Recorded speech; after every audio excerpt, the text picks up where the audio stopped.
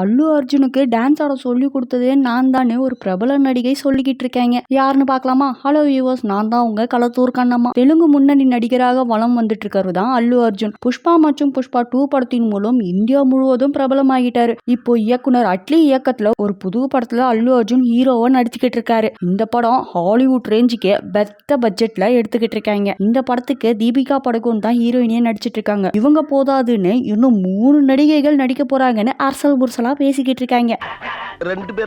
நான் தான் அல்லு அர்ஜுனுக்கு இப்படி டான்ஸ் ஆட சொல்லி கொடுத்தேன்னு சொல்லிக்கிட்டு இருக்காங்க. இப்போ ரீசெண்டா ரிலீஸ் ஆன தாய் கிழவி படத்துல ஹீரோயினியா நடிச்ச ராதிகா சரத்குமார் தான். ராதிகா சரத்குமார் ஒரு டான்ஸ் ஷோல நடுவரா இருந்துட்டு இருக்காங்க. அந்த ஷோல ஒரு போட்டியாளர் புஷ்பா பட பாட்டுக்கு டான்ஸ் ஆடி இருக்காரு. ராதிகா கமெண்ட் சொல்லும் போது அல்லு அர்ஜுனுக்கு இப்படிலாம் டான்ஸ் ஆட சொல்லி கொடுத்ததே நான் தான் நகைச்சுவையா சொல்லிக்கிட்டு இருக்காங்க.